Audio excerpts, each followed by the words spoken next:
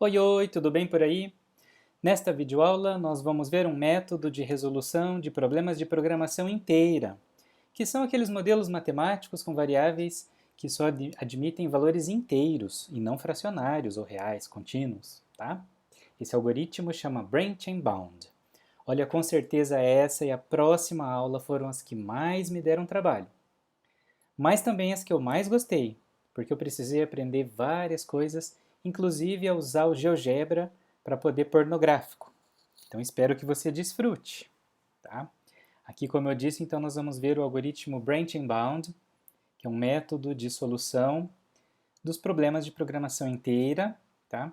Porque aqueles problemas de programação linear que admitem variáveis com valores contínuos, fracionários, a gente resolvia pelo método simplex, lembra? Ou então pelo método gráfico, quando o modelo tinha só duas variáveis, tá? O método simplex não resolve problemas de programação inteira, então precisa de um método específico, como é o caso aqui do Branch and Bound, que é um método que foi publicado pela primeira vez em 1960, já faz bastante tempo. E ele é usado até hoje nos solvers que a gente usa para resolver os nossos modelos. Por isso, é tão importante saber como ele funciona.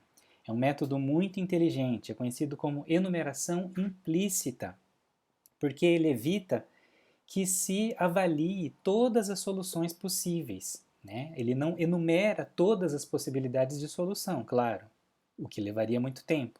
Mas ele encontra a solução ótima, é um método de solução exata, né? De forma inteligente, né? Evitando que se avalie, então, todas as possibilidades. Tá? A gente representa o problema em forma de árvore, que é uma estrutura gráfica bem conhecida em várias outras áreas. Vocês com certeza já viram em outras disciplinas, por exemplo. Né? E por isso, então, ele chama branch and bound. Né? Branch significa ramificar essa árvore, ou seja, subdividir ou particionar o espaço de soluções, dividir o problema em problemas menores. E bound significa limitar, fazer uso de medidas, números, que a gente vai chamar de limitantes, para podar essa árvore, reduzir o tamanho dessa árvore. Né? E então também verificar ou constatar que aquela solução é ótima, ou seja, provar a otimalidade. Isso a gente faz por meio dos limitantes. Tá bom? Bem, então, vamos ver aqui um exemplo nosso velho conhecido modelo de programação linear. Repara que aqui não tem a restrição de variáveis inteiras, só duas variáveis. A gente pode resolver pelo método gráfico. Só tem uma restrição, olha que fácil. Então tá aí essa restrição azul e a gente pinta a parte de baixo dessa restrição, né, dessa linha azul, esse sombreado. Já representamos aí as linhas tracejadas, né, das possíveis retas da função objetivo, no sentido de maximização, né, de aumento do valor da função objetivo, está aí. Então a gente verifica que a solução ótima desse problema é nesse ponto aí, x1 igual a 0, x2 igual a 1,86, dando um z igual a 39. Tá vendo? Agora vamos ver um modelo de programação inteira, muito parecido com esse anterior. A única diferença, aliás, é a restrição de integralidade, né, de que os x, x1 e x2 têm que ser números inteiros. Tá?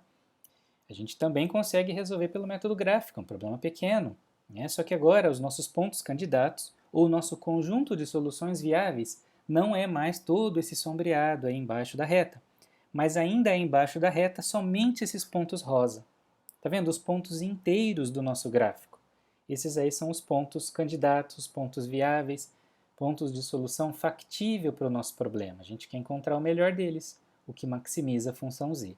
Então, o que a gente faz? Como a gente já conhece a solução ótima do problema linear, será que resolveria a gente arredondar esses valores aí de x? Né? Fazer x1 igual a 0, x2, que era 1,86, a gente arredonda para 2, muito pertinho, né? Vamos levar lá para o gráfico da direita para ver o que acontece. Ah, tá vendo? Esse ponto x1 igual a 0, x2 igual a 2, é um ponto infactível da nossa região. Ele fica de fora, tá vendo? Ele é um ponto inteiro, mas ele não satisfaz a restrição, né, do nosso modelo. Então ele não serve. Então você fala, então vou pegar um outro ponto muito próximo dali, né? Se o x2 era 1,86, eu vou truncar esse valor. Eu elimino a parte decimal e faço x2 igual a 1. O que é que vira? Ah, agora sim, é um ponto viável, é aquele ponto, né, que está indicado ali, o pontinho rosa, dentre tantos outros, né? x1 igual a 0, x2 igual a 1, dá um z igual a 21. Mas será que esse ponto é ótimo? É a melhor solução de todas dentre os pontos inteiros? Né? Se a gente então resolver o problema, a gente vai ver que não, que a solução ótima é o x1 igual a 3, x2 igual a 0, dando um z igual a 33. Então repara que a primeira solução ótima aí do lado esquerdo está bem longe, né, da solução ótima inteira do lado direito. Né? Então o que a gente conclui com isso? Que arredondar uma solução fracionária não resolve. Né? Não é uma boa opção para a gente encontrar a solução inteira. Não necessariamente leva a solução ótima inteira. Pode até coincidir, né? Poderia até acontecer de dar a mesma solução, ou de dar uma solução próxima do arredondamento ali, mas não é garantia. Então a gente precisa de um método melhor, mais inteligente para resolver. Por isso, a gente vai definir aqui o conceito de relaxação linear. A palavra relaxação lembra de relaxado, né? Ah, o fulano é relaxado, é largado. Será que é por isso, né, que tem esse nome aqui? O que significa uma relaxação no modelo? Quando a gente desconsidera uma restrição, qualquer restrição, a gente pega um modelo com várias restrições e desconsidera, apaga, anula uma restrição. Então aí esse novo modelo vira um modelo relaxado, uma relaxação do modelo. Né? Agora, quando a gente desconsidera as restrições de integralidade, né, dessas variáveis inteiras, a gente diz que o modelo é igualzinho. Só que agora as variáveis podem assumir valores reais, contínuos, então essa relaxação chama linear. Tá vendo? Então, relaxação linear é isso, é quando a gente larga para lá, né, é o largado do relaxado, né, as restrições de integralidade. Tá? É claro que não tem nada a ver um significado com o outro. Tá? Muito bem, então, usando aqui o mesmo exemplo, agora esse modelo linear passa a ser a nossa relaxação linear. Então, voltando para o gráfico, aquela solução ótima que a gente já conhecia do problema linear, vai chamar agora a solução ótima da relaxação linear, ou ZRL, relaxação linear. Representando aqui no gráfico, no mesmo gráfico, os pontos aí, candidatos de soluções viáveis, inteiras, temos ali a solução ótima que agora vai chamar ZI, tá? A solução inteira, o valor ótimo ZI, né? Do problema que a gente quer. Então, com isso a gente percebe, repare, que o problema relaxado ele é muito maior do que o problema inteiro. O problema relaxado envolve muito mais soluções. As soluções inteiras e mais as soluções reais. Ele forma um conjunto maior, mais abrangente, né? Dá para perceber. Então, com isso, a gente define uma relação. A gente sempre vai ter que a solução ótima da relaxação vai ser maior ou igual à solução ótima, né? Eu estou dizendo o valor ótimo, tá? O valor ótimo da relaxação linear vai ser sempre maior ou igual ao valor ótimo do problema inteiro, tá? Aquela relação amarelinha. Isso dá para ver nesse exemplo, tá vendo? O 39 é maior que o 33, né? Porque o ponto extremo da relaxação, que é um conjunto muito maior, né? Ele fica mais externamente, né, ao conjunto das soluções possíveis do problema inteiro. Tá? Por isso, então, esse valor do valor ótimo da relaxação linear é conhecido como limitante superior. Tá? É um limite superior, né, do valor ótimo inteiro, um upper bound. A gente vai voltar nesses conceitos, tá? Então é só para introduzir. Muito bem. Essa relaxação linear que nós estamos falando, ela é resolvida pelo método simplex, que a gente já conhecia, ou até pelo método gráfico. Tá? Então, o problema inteiro que é resolvido pelo algoritmo branching bound. Tá? Essa é a explicação, tá? Não vá confundir. Tá? Então, os problemas lineares são os métodos que a gente já tinha visto. Especificamente para o problema inteiro, que tem uma estrutura diferente, é mais difícil, né? É mais demorado computacionalmente para procurar a solução dele, a gente precisa de um método específico. Tá? Com isso, a gente pode concluir duas coisas já. A primeira, se a gente resolver a relaxação do modelo linear e a gente já encontrar de cara uma solução inteira, a gente já tem a solução ótima do problema inteiro. Tá? Lembra que se ao resolver a relaxação linear a gente já coincidir ali inicialmente, já achar uma solução inteira, pronto, já achamos a melhor solução inteira também, tá? Só que pode acontecer de, ao tentar resolver a relaxação linear, né, a gente não encontrar nenhuma solução possível, né, não existir nenhum ponto, seja ele inteiro ou real, né, nenhum ponto que satisfaça todas as restrições. Lembra, esse é o caso do problema infactível. Então, se o problema, né, se a relaxação linear é infactível, então não tem nenhum ponto inteiro factível também. O problema inteiro é infactível. Tá? Então, esses já são resultados preliminares aqui que a gente já enxerga do conceito de relaxação. Agora vamos para um exemplo. Não, antes vamos ver a estrutura da árvore, né? Como eu já tinha falado, a gente representa o problema, né, que a gente quer resolver e a gente ilustra esse problema em forma de árvore, que é uma estrutura bem conhecida em diversos campos do conhecimento. Então, no P0, que é o nó raiz, a gente representa ali a relaxação do problema que a gente quer resolver. E os problemas abaixo, que vão sendo ramificados, criados, subdivididos, são os nós filhos bem conhecidos. Então a estratégia aqui é a da dividir para conquistar, né? Resolver problemas menores e mais fáceis, mais rápidos computacionalmente, para poder chegar na solução do problema maior, mais difícil, problema original. Tá? Só para introduzir aqui também, existem 3 formas da gente parar essa subdivisão toda da árvore. Tá? Essa a gente chama de poda do nó, né? Ou então, em inglês, prune ou fathom, né?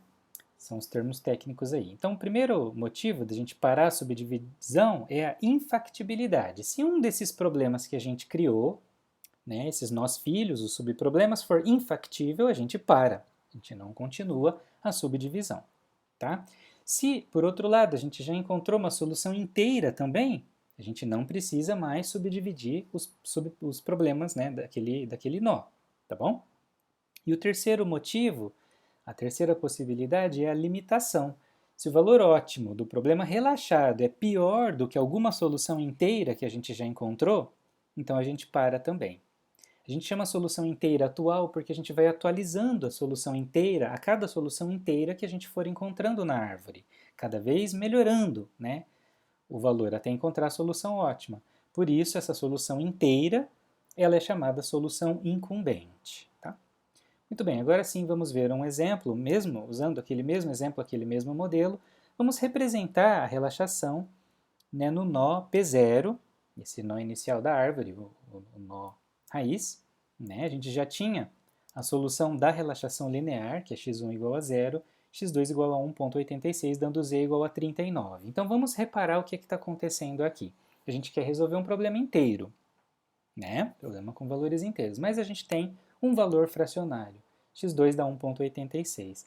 Então a gente vai usar esse valor como referência para subdividir, para criar os nós filhos. Como que a gente faz? A gente elimina esse ponto, né, da nossa região de soluções viáveis. Já que ele é fracionário, ele não serve como solução que a gente quer, a gente elimina. Então, como a gente elimina? A gente acrescenta uma restrição, né, fazendo x2 menor ou igual a 1. Assim, a gente consegue eliminar o ponto 1,86. Né? E aí a gente, então, acrescenta no modelo que a gente tinha essa nova restrição x2 menor ou igual a 1. É assim que a gente faz. A gente elimina esse ponto 1,86. Mas e você diz, não, mas para a direita, do outro lado, lá, tinha mais pontos, né, inteiros. A gente não pode eliminar. A gente está eliminando aí um intervalo com soluções contínuas reais, né? Mas a gente não pode eliminar nenhum ponto inteiro, que são os pontos candidatos aqui que a gente está procurando da solução ótima. Então a gente ramifica do lado de lá também, em x2 maior ou igual a 2. Tá vendo? O ponto 1,86 ele não está entre 1 e 2. Então tudo que está entre 1 e 2 a gente elimina. A gente coloca uma restrição menor ou igual a 1. É claro que o ponto 1 a gente deixa porque ele é inteiro, né? Por isso menor ou igual. Né? E do outro lado também, x2 maior ou igual a 2. A gente mantém o ponto 2, mas tudo nesse intervalo aí, né, são números reais, de 1 a 2 a gente elimina. Então, do mesmo jeito, a gente pega o modelo que a gente tinha e acrescenta essa nova restrição que a gente criou do lado direito também. Tá certo? Aí agora a gente vai resolver esses dois novos problemas com o método gráfico, né, usando ainda o método gráfico. Esse é o gráfico do problema relaxado, o P0, tá? Né? Então, esse triângulo aí que se forma, né, é a região de soluções viáveis, factíveis para o problema P0, tá vendo? Agora a gente vai acrescentar as duas novas restrições que nós criamos, tá vendo? O x2 menor ou igual a 1 e o x2 maior ou igual a 2, criando os problemas P1 e P2. Tá vendo? Então, abaixo dessa linha horizontal de x2 menor ou igual a 1, nós criamos aqui o problema P1. É um quadrilátero, tá vendo? Então, essa região do quadrilátero é a região de intersecção, né, de todas as restrições do problema P1. Tá? Do mesmo jeito, a gente vai criar o P2, que é acima dessa linha x2 maior ou igual a 2. Né, esse sombreado. Mas repara, né, que não forma nenhuma intersecção. A gente já tinha a linha inclinada, que a gente pintava para baixo, a linha do x2 maior ou igual a 2 a gente pinta para cima, então não forma nenhuma intersecção. P2 fica vazio. Tá vendo? Só representei P2 ali para a gente dizer que o P2 então é infactível, não tem nenhum ponto de solução viável, né? Não tem solução ótima. Então o que a gente precisa aqui é resolver agora o P1, tá certo? Então por isso vamos levar para lá já as nossas informações que a gente já tinha, né? Esses valores aí, ó, a gente acabou de criar o P1 e o P2 e já vamos representar aqui que o problema P2 é infactível. Lembra, essa é uma das razões que faz a gente não subdividir mais o P2. Então, P2 parou por aí, tá bom? Mas temos o P1, né? Então, o P1 agora, resolvendo o P1, a gente trouxe para cá o gráfico que a gente tinha, lembra? O P2 é infactível, o P1 é essa região. Qual é a solução ótima do P1? Tá aí, esse ponto vermelho aí. x1 igual a 1,5, x2 igual a 1, z é 37,5. Tá vendo? É o sentido do crescimento, da função objetivo, problema de maximização. Né, esse ponto da solução ótima a gente leva para lá. Então, o que está acontecendo aqui? Mais uma vez, a gente tem uma solução com um ponto real, fracionário. Ó. x1 é 1,5. Então, de novo, a gente repete o procedimento. A gente vai eliminar esse 1,5 da nossa região. Né? Então, a gente desconsidera agora, em função do x1, tudo que está entre 1 e 2. Né? 1,5 não está entre 1 e 2, que são os pontos inteiros. Então, a gente vai criar agora duas novas restrições, fazendo x1 menor ou igual a 1 e x1 maior ou igual a 2. Entendeu? Então, de novo, a gente abre um corredor aí, em que a gente elimina todas as soluções reais e mantém todos os pontos inteiros, tá? Eliminando o ponto 1,5. Então, a gente, do mesmo procedimento, a gente pega o modelo pai, P1, e acrescenta as restrições que a gente criou. Tá vendo? Agora tem duas restrições lilás cada problema aí, P3 e P4. O que a gente vai fazer? A gente vai resolver P3 e P4. Né? Como que a gente resolve? Acrescenta no gráfico as duas restrições x1 aí que a gente criou. Então, x1 tem que ser menor ou igual a 1 e x1 tem que ser maior ou igual a 2. Tá vendo? Então, agora P3 é esse quadradinho aí, né? Essa região do quadradinho atende a todas as restrições do problema 3, tá? E o problema P4 é esse triângulozinho aí, que é a região que atende a todas as restrições do problema P4. Onde estão as soluções ótimas? De P3 está aí, x1 igual a 1, x2 igual a 1, z é 32, e do P4 está aí, x1 igual a 2, x2 igual a 0,75 e z igual a 37. Vamos lá, levando esses valores para a nossa árvore, tá? Então, P2 é infactível, P3 e P4 nós encontramos as soluções. Repara que P3 tem solução inteira, olha que interessante. Né? Então, isso aqui é uma solução inteira, é uma solução viável para o problema original que a gente quer. Então, lembra que esse é um dos motivos que faz a gente parar de ramificar? Já achamos uma solução inteira, não vamos mais subdividir esse problema, né, em busca da solução inteira, já temos uma inteira. Só não sabemos se essa solução é ótima. Por isso, a gente vai continuar ramificando a árvore em busca da solução ótima até a gente conseguir provar. Né? Aqui a gente ainda não sabe, então a gente guarda essa solução e essa é a tal da solução incumbente, né? É a solução inteira atual, tá bom? No P4, a gente ainda tem uma fração ali, um número real, né? Que é 0,75, está entre 0 e 1. Então agora, de novo, em função de x2, a gente cria duas novas restrições, x2 menor ou igual a 0, maior ou igual a 1, né? A gente pega esse modelo e acrescenta as duas novas restrições que a gente criou, certo? Em dois novos problemas agora, P5 e P6.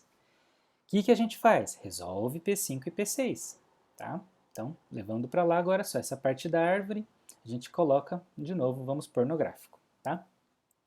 Repara o que está acontecendo aqui, ó. No P5, né, nós temos a nova restrição x2 menor ou igual a zero, né?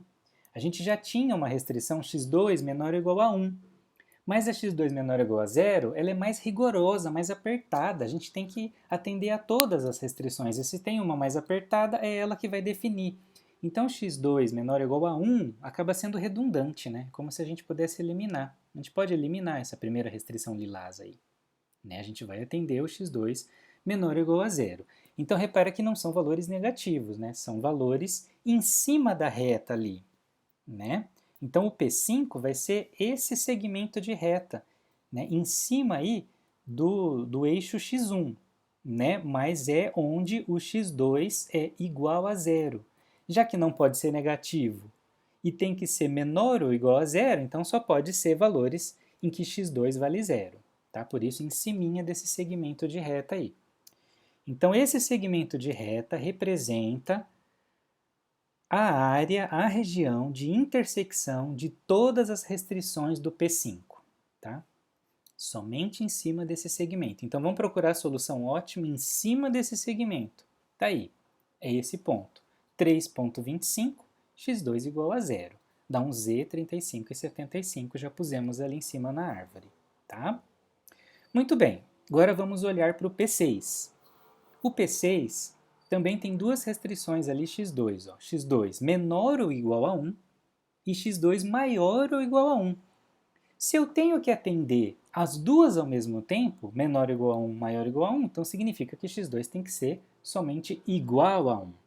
Tá vendo? Por isso que já apareceu ali embaixo no gráfico, né, aquela restrição ali que a gente acabou de acrescentar. Né? Ao invés de colocar que x2 tem que ser maior ou igual a 1, a gente já colocou direto ali que x2 tem que ser igual a 1, tá? Já atendendo as duas restrições ao mesmo tempo, tá bom? Muito bem. Então, olhando ainda para o P6, né, que a gente está agora em busca aqui da região de intersecção de todas as restrições, vamos trazer aqui todas as restrições do P6, tá? Só trazendo ali do modelo aqui para o gráfico. Então, olhando as lilás, as três restrições lilás aí do P6, seria então esse segmento de reta aqui, ó, tá? Né? Olhando no gráfico, tá vendo? Que esse segmento ele fica abaixo da retinha inclinada, da primeira restrição lilás, tá? Ele é, né, o x2 menor ou igual a 1, é o x2 maior ou igual a 1, tá vendo? Então fica em cima da reta do x2 igual a 1, só que ele fura a restrição vermelha, né, de que o x1 tem que ser maior ou igual a 2. Procura ali, localiza para você ver no gráfico onde está o x1 maior ou igual a 2. Está ali à direita da reta vertical, né, x1 maior ou igual a 2. Então, esse segmento de reta, ele não representa todas. Ele representa as três primeiras lilás, mas ele não representa a restrição vermelhinha aí do x1 maior ou igual a 2. Então, significa que o P6 é infactível. A gente não consegue encontrar uma região, né, que atende às 4 restrições aí do problema P6. Tá bom? Então, mais um problema infactível. Então, agora a gente só precisa resolver o problema, resolver não, ramificar. Né? A gente só precisa ramificar o problema P5. A gente já resolveu, verificamos que o x1 é a variável fracionária agora, né? Então vamos ramificar P5, né? Excluindo o 3 e 25, então vamos criar x1 menor ou igual a 3 e x1 maior ou igual a 4. Tá? Então, levando aqui para a nossa árvore, todas as informações que a gente já tinha estão aí. Tá vendo? Ó? São dois problemas infactíveis, tem lá uma solução inteira, a gente ramificou o P5, agora temos o P7 e o P8. Tá vendo? A gente vai seguindo os índices aí dos problemas, né? Tá bom? Então, a gente pega o problema π, que é o P5, acrescenta as duas restrições, né, que a gente criou assim que a gente cria os subproblemas. P7 e P8, então é o que a gente vai resolver agora, P7 e P8. Então, trazendo só essa parte da árvore aqui, para a gente poder visualizar melhor e trazer para o gráfico, as restrições que a gente acrescentou são essas aí, x1 menor ou igual a 3 e x1 maior ou igual a 4. Tá vendo? Respeitando sempre, né, todas simultaneamente. Tá vendo? Então tá aí, ó. Vamos procurar agora aqui, né, a solução do P7. Onde é que está o P7? O P7, ele fica em ciminha, né, desse segmento de reta aqui. Tá vendo? Então o P7, a solução do P7 é essa aí, ó. É x1 igual a 3, x2 igual a 0, dando um z igual a 33. Já colocamos a solução ali em cima. Tá? E o P8, né? O último problema P8, a gente vê ali no gráfico também que x1 maior ou igual a 4, que a gente acrescentou, né, não forma factibilidade, não tem nenhuma região, nenhum segmento, nenhum pontinho que forma intersecção com todas as restrições possíveis. Tá vendo? Então, né, não resolve. Tá? Então tá aí. Essa é uma solução inteira, né? A gente para aqui a execução também, né? Então repara que a gente parou a execução dos dois lados, né? O P7 porque é uma solução inteira e o P8 porque é uma solução infactível, um problema infactível, né? Então a gente para aqui. Então, portanto, a gente tem agora a nossa árvore inteira, né? Completa aqui, tudo que a gente já fez na árvore. Tá vendo? A gente não tem mais como ramificar nenhum problema. Né? Se já são todos os nós filhos aí, já são ou infactíveis ou inteiros, tá vendo? A gente não tem como ramificar mais nenhum nó, então a gente para. Aí a gente procura, né, nos nós que tem solução inteira. O melhor nó. A gente tem dois nós candidatos, o P3 e o P7. Como é um problema de maximização, a gente vê que aqui é que dá a solução ótima. Tá vendo? x1 é igual a 3, x2 é igual a 0, e um z ótimo é 33. Tá bom? Então encontramos aqui a solução ótima e finalizamos a resolução pelo método Branch and Bound. Então, turminha, esse é o Branch and Bound, essa é a turminha de PO. Muito bem, a gente foi fazendo seleção dos nós, mas tem, na verdade, outros mecanismos para selecionar qual nó da árvore que a gente vai ramificar primeiro. Tá? E isso influencia no desempenho do método. Tá bom? A ordem de ramificação e de busca dos nós, aí, de seleção dos nós para ramificação, ele influencia. Então, o primeiro método, que foi o que a gente fez a busca em largura. Tá vendo? Repara que a gente tinha o nó 0, a gente foi para o primeiro nível, ramificou o 1 e o 2, depois a gente ramificou os filhos do 1, 3 e o 4, depois a gente ramificou os filhos do 2, 5 e 6, fomos indo na largura, ou seja, no mesmo nível da árvore. O outro jeito de ramificar, famoso, né, antes disso, esse laranjinha representa os nós ativos da árvore, tá? O que é um nó ativo? Um nó que não foi podado por aqueles motivos que nós falamos, infactibilidade, solução ótima, limitação, nem foi resolvido ainda.